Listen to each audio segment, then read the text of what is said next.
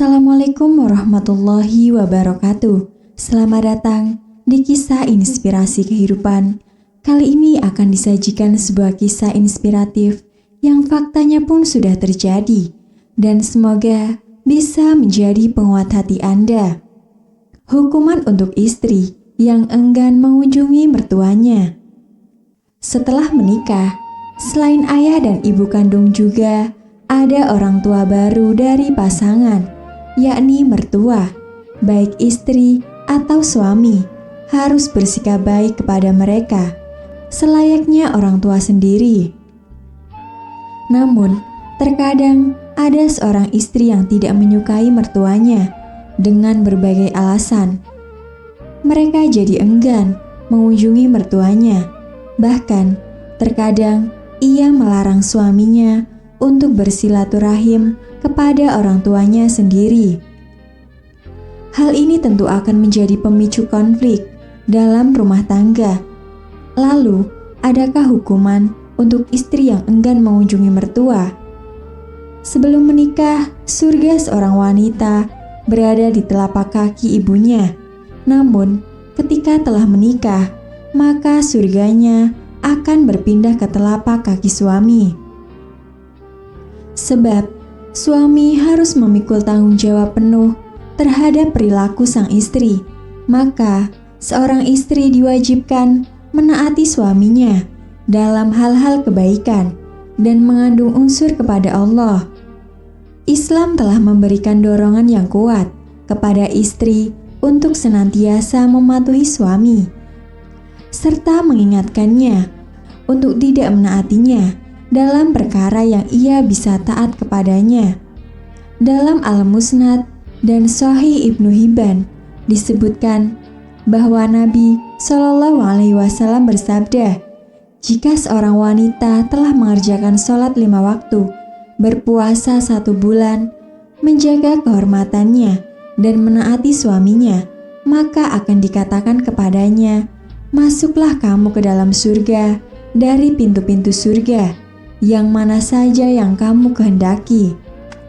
Dalam Al-Musnad, Sahih Ibnu Hibban, dan Al-Mustadrak disebutkan bahwa Nabi bersabda, seandainya aku boleh merintahkan seseorang untuk bersujud kepada orang lain selain Allah, sungguh aku akan memerintahkan seorang istri untuk berwujud kepada suaminya.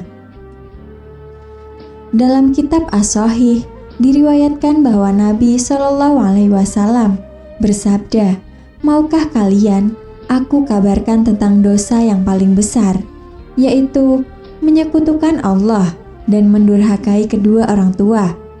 Kemudian beliau duduk setelah sebelumnya bersandar dan bersabda, ketahuilah juga perkataan dengan sia-sia. Beliau terus-menerus mengulanginya hingga kami bergumam.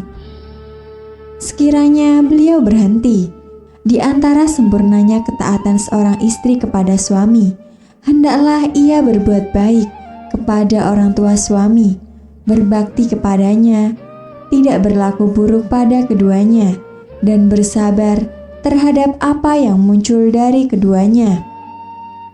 Semua itu dilakukan semata-mata untuk meraih keridhaan suami, agar dengan itu ia dapat memperoleh pahala dari Allah Subhanahu wa Ta'ala. Jika mertua marah kepada sang istri karena suatu sebab, maka seorang istri diwajibkan untuk meminta maaf darinya sebelum ia meninggal, agar kelak ia meninggal dalam keadaan ridho pada menantunya. Namun, jika mertua telah meninggal, sedangkan istri tersebut belum juga meminta maaf, maka ia harus selalu mendoakan agar mendapatkan ampunan dari Allah. Demikian pula seorang anak diharuskan mendoakan kedua orang tua ketika keduanya masih ada maupun telah meninggal dunia. Sebagaimana Allah berfirman, dan rendahkanlah dirimu terhadap mereka berdua dengan penuh kesayangan dan ucapkanlah, wahai Rabbku, kasihilah mereka sebagaimana mereka berdua telah mendidikku waktu kecil. Quran Surat Al-Isra ayat 24. Adapun mengenai hal tersebut, dianggap kedurhakaan seorang anak kepada ibunya atau tidak, maka jawabannya adalah jika istri menyakiti ibunya, sementara ia tidak mencegahnya dan menghukum perbuatan istri tersebut, maka hal ini termasuk bentuk kedurhakaan. Sehingga ia harus banyak-banyak beristighfar serta memperbanyak amal soleh. Hendaknya suami lebih bijak untuk urusan ini, sehingga baik istri maupun orang tua sama-sama tidak tersakiti. Orang tua memang selalu menjadi yang utama, namun bukan berarti harus menjadikan istri sebagai yang kedua, karena kesalahan suami dalam membagi inilah yang sebenarnya menimbulkan perasaan marah dan kesal istri terhadap mertuanya. Namun, alangkah lebih baik jika istri juga menyayangi mertuanya, layaknya orang tua sendiri.